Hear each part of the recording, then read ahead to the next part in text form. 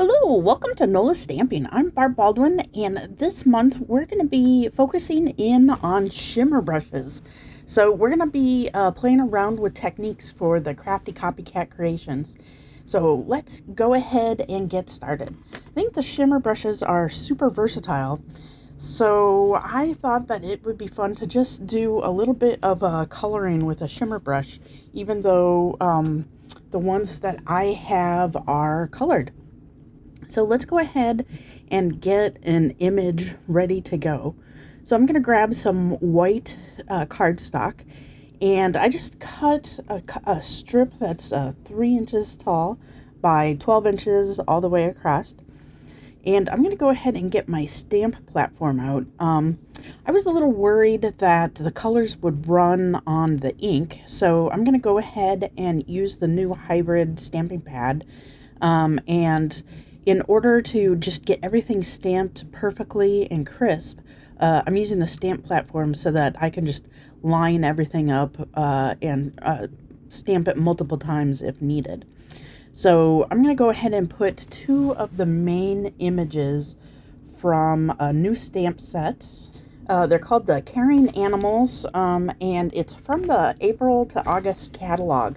So I think they're pretty adorable. So I'm gonna, since I'm getting all the stuff out, I figured I would go ahead and stamp both of the images. But I do only end up using one on the card. So I ink it up with the hybrid black ink, and then just really smush it down there. I want to make sure that I'm getting a good transfer with the ink. So I have a little pusher that my brother made me, and it's just like a little handle with like a furniture moving pad on the bottom, and that works so perfectly on the stamping platform. And so then I got a nice crisp image, and I let it dry for about 5 minutes or so before I started coloring on it. So I wanted something that was kind of variegated because it's a crocodile or a gator. So, you know, they have so many different colors of green on them. So I'm just scribbling in with colored pencils, with like a watercolor colored pencil.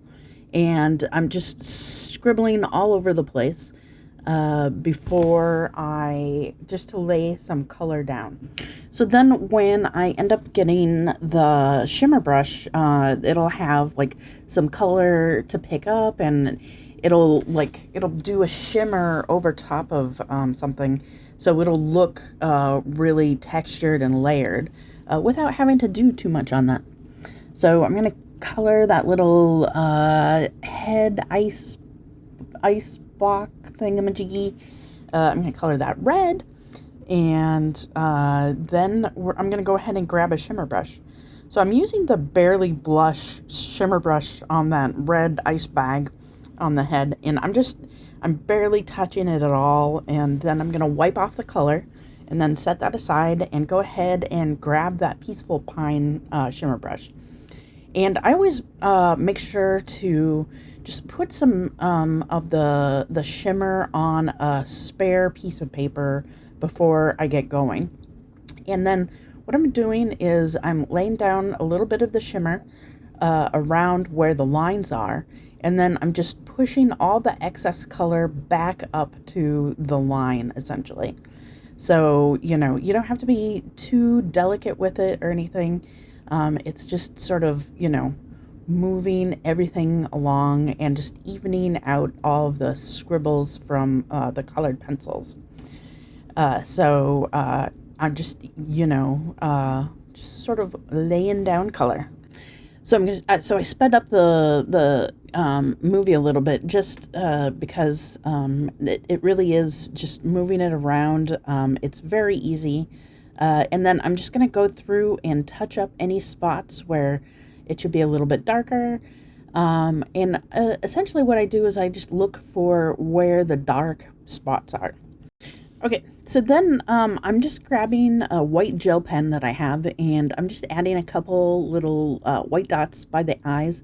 And then if any of my little scribbles went over the line, I just hit that with the white gel pen also. And then I added in a little bit of red on the thermometer, and that is good. Since we have a little time, I thought that it might be fun to see how I did the lion.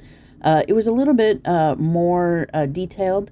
So I used several yellow pencils, and then I colored in that mane with like a orange and a light tan colored pencil.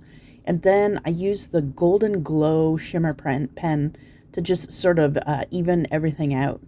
So on the lion, I used the light yellow on his like sort of body area. So I used the Barely Blush shimmer pen to sort of just do the body, and then I used the Golden Glow for the mane, since the Golden Glow has a little bit more sort of yet like a gold color to it. So I thought that that way it would be just a little bit different. But I think that it comes out like super adorable. So I'm definitely going to be using that on a card front super quick. Okay, so let's go ahead and put the card together. I am going to use the May product of the month, which was like a heavy vellum. I really liked how this vellum feels when you're using it. So I'm going to cut a piece that's eventually 5 1/4 by 4 inches. And it was my first time sort of playing around with it. So I thought it would be kind of fun to do a frame for the actual image, but put it behind the vellum just to be kind of a little fun with it. So I'm going to cut a piece of black for the frame that is 3 1/2 inches by about 5 inches. And I'm going to have that all over to the right. And we're going to play around with the vellum. So we're going to put the black down first, just to give it a little bit of shadow, playing around with the little like see-throughness of it. So we're going to have the black jutted up against the right-hand side of the card front. And then we're going to have the alligator also over on the right. So I'm going to go ahead, since it's a get well card, it's got to be a little textured, right? So I thought it would be fun to just scissor texture around that square part. But I'm only doing it on the top, bottom, and left-hand side. So I'm leaving the right-hand side, since that butts up against the edge of the card. I'm leaving that just crisp. And I'm using a little bit of skinny ribbon. I'm going to try, I like red because it'll just pop a little bit. And then it matches with that little ice bag and the thermometer. So I'm going to go ahead and tie a little bow and stick that, just tie it to those, the 3 ribbons that are there already. And just stick the bow on top. Although I think maybe it would look just as good without the bow, but preferences, right? So I don't know. I do always like adding a little bow on there. So I cut the edge off, and then I'm going to go ahead and use some Stampin' Dimensionals.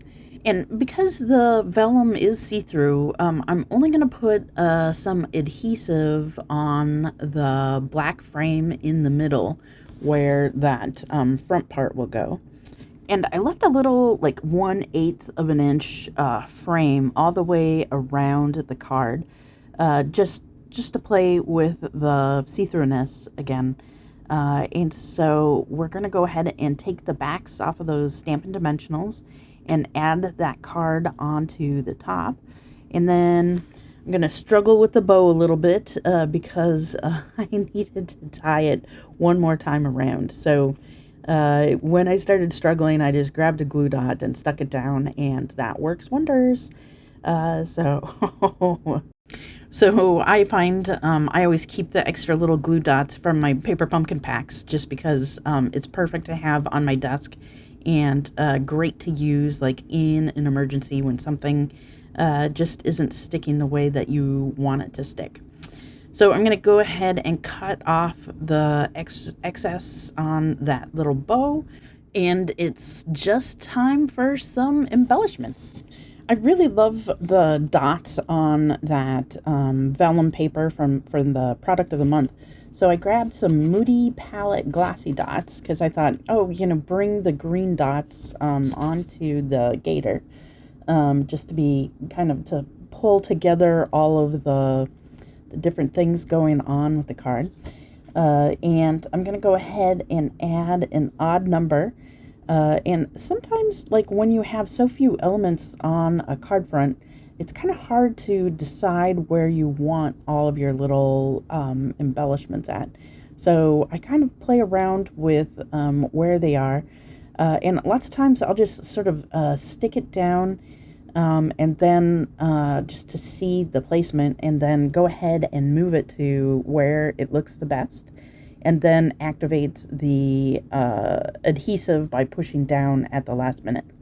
So I just go ahead and use my fingernail to just make sure that the texturing is just sort of forward, and that is it. Well, thanks for making this card along with me. I really enjoy playing around with the shimmer brushes, and I hope that you'll get a lot out of it this month. So don't forget to check our public Facebook group. It's Crafty Copycat Creations. And as always, stay crafty.